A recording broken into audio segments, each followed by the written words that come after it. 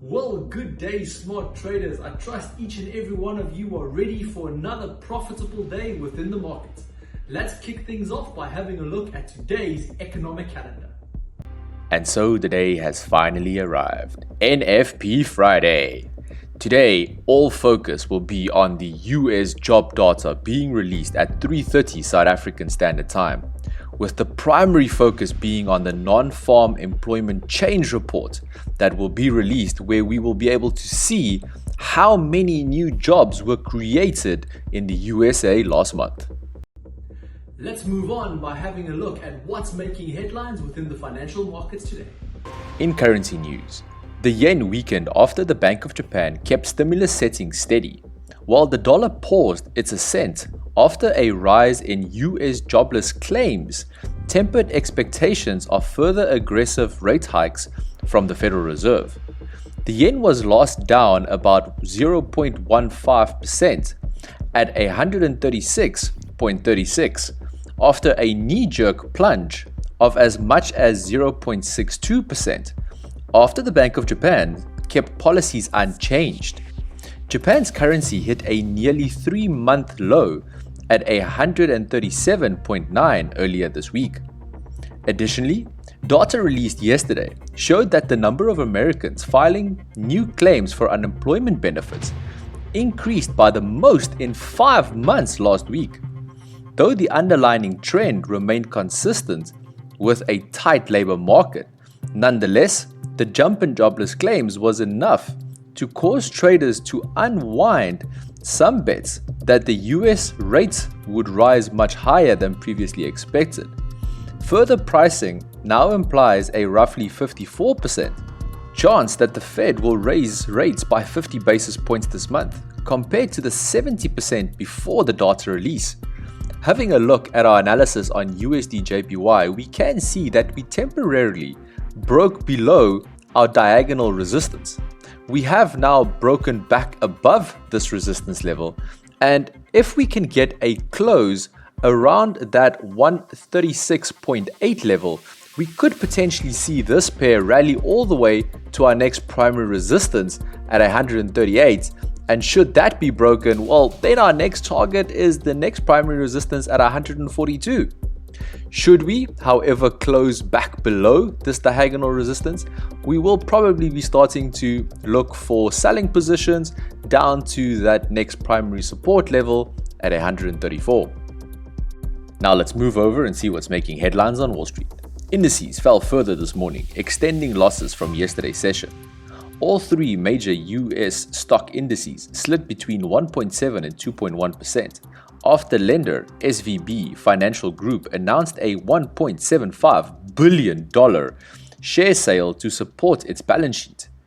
This sparked a broad sell-off as traders prepared for the Labor Department's hotly anticipated February jobs data expected before the bell today. Having a look at our analysis on US30, also known as the Dow Jones Industrial Average, we can see that we are just hovering above that 32,000 support level. Should this support level be broken, then we will start aiming for those lower levels at 31,250. Should the support level, however, be respected, we can see this rally back up to that resistance level at 32,500. Please just be cautious, as today's job data will absolutely have a great impact on all indice pairs. Now let's move over to commodities. Oil prices slid about 1% to a 2-week low on increased worries that the US Federal Reserve may go too far with its interest rate hikes to control inflation, which could cause a recession and reduce future oil demand. Brent futures fell $1.07 or 1.3%, while WTI Crude fell 94 cents or 1.2%. That put both benchmarks down for a third day in a row, with WTI down about 6% and Brent down about 5% for the week thus far. Having a look at our analysis on WTI crude futures at the moment, we can see that after that break of that resistance level that we spoke about yesterday, we did get a sell-off all the way to that smaller support level where we are today at around $75 a barrel.